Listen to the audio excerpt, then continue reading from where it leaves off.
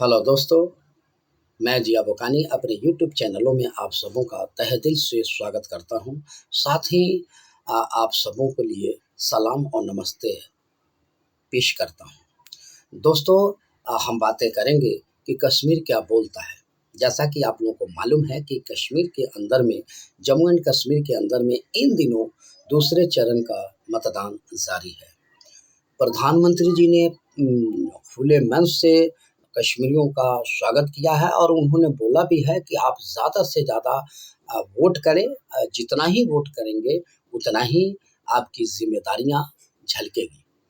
इस बात को ध्यान रखते हुए जम्मू कश्मीर के लोगों ने अब तक तो नतीजे के मुताबिक बड़ा अच्छा वोटिंग भी किया है।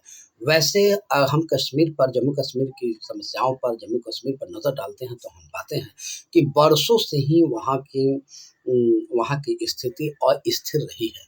फिर भी इन सारी परिस्थितियों को ध्यान में रखते हुए माननीय प्रधानमंत्री ने जिस तरह से वहाँ पे धारा 370 और 35 ए जैसे कानून को ख़त्म करके वहाँ सिस्टम में बदलाव किया है, तब से लोगों के चेहरे पर खुशियाँ तो देखने को मिलती है, लेकिन वो खुशियाँ देखने को नहीं मिलती जिसके लिए वो बरसों से प्रयासरत हैं। उनका कहने का मतलब ये है कि हमें विकास होता हुआ तो दिख रहा है, हमें यहाँ पे स्कूल कॉलेज सब हुए हैं, पहले की अपेक्षा बच्चे स्कूल जा रहे हैं, आ रहे हैं, सब चीज़ हुआ है, लेकिन एक पूर्ण रूपेण जो आज़ादी जो होना चाहिए उसमें हमें कुछ फ़र्क महसूस हो रहा है।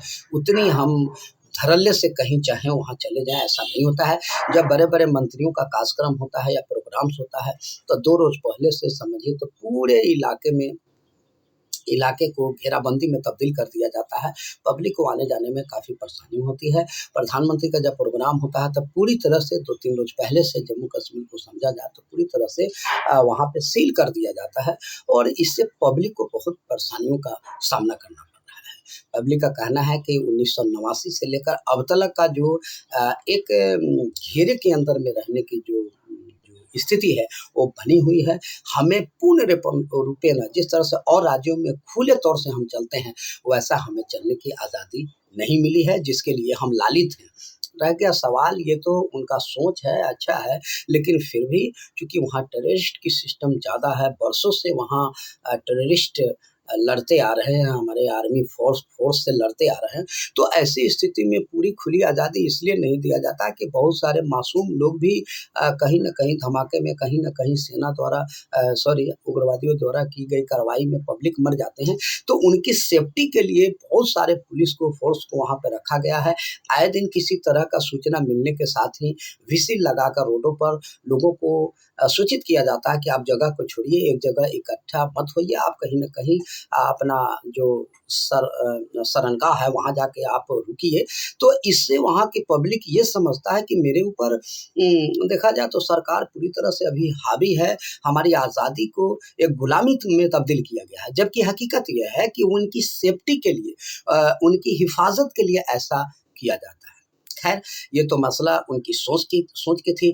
हम अगर बेहतर करने की कोशिश करेंगे तो आपके ज़हन किस चीज़ को सोचता है, ये उस पर डिपेंड करता है। फिलहाल जो वहाँ पर जो इलेक्शन चल रहे हैं, उसमें टीडीपी और एनडीए और इंडिया 3 जो पार्टियाँ हैं, इस माने कि इंडिया गठबंधन और एनडीए, जो बीजेपी का जो सदस्यगण पार्टी है वो, और टीडीपी महबूबा मुफ्ती वाला, ये 3 आदमी मिलकर देखा जाए तो एक साइडेस होकर माने 3 ग्रुप में अपना माने इलेक्शन को जारी किया है। और इन तीनों आदमी में देखा जाए तो वहाँ पर सर्वे के मुताबिक आपको इंडिया गठबंधन को बढ़त को तो बताया जा रहा है, लेकिन बीजेपी को वहीं 25 से 28 सीट बताया जा रहा है, जबकि महबूबा मुफ्ती के पार्टी को भी 17 से 18 सीट के आसपास बताया जा रहा है।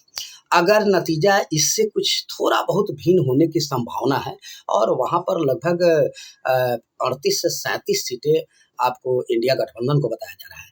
तो आपको तो मालूम है, हम अच्छी तरह से जानते हैं कि ज़ोर नार करने में जो सत्ताधारी सरकार होता है, उसकी स्थिति कभी भी बेहतर रहती है, किसी भी देश में चाहे कहीं भी हो।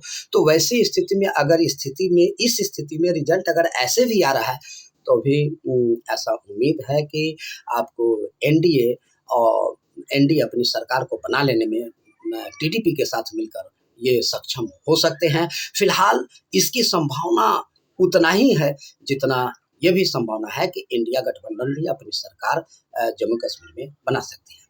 फिर भी अभी चरण के चुनाव आने बाकी हैं।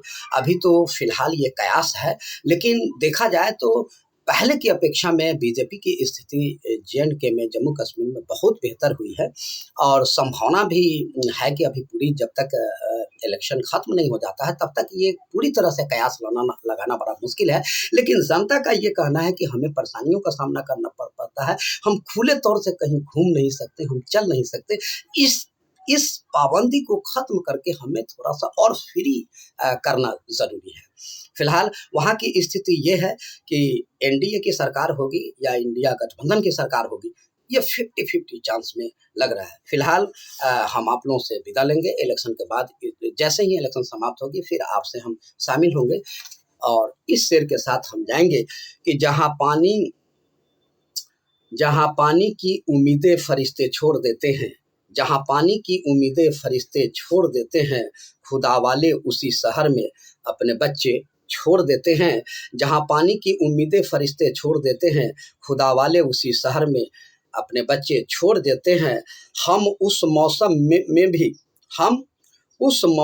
भी देखो तुम्हारे साथ रहते हैं। हम उस मौसम में भी देखो तुम्हारे साथ रहते हैं, जिस मौसम में पेड़ों से पत्ते छोड़ देते हैं। दोस्तों, इसी तरह के इंटरेस्टिंग वीडियो के साथ आप मुझसे बने रहेंगे। अब वीडियो अगर अच्छा लगा हो तो आपसे गुजारिश है कि आप सब्सक्राइब भी करेंगे तथा लाइक भी करेंगे। जय हिंद, जय भारत।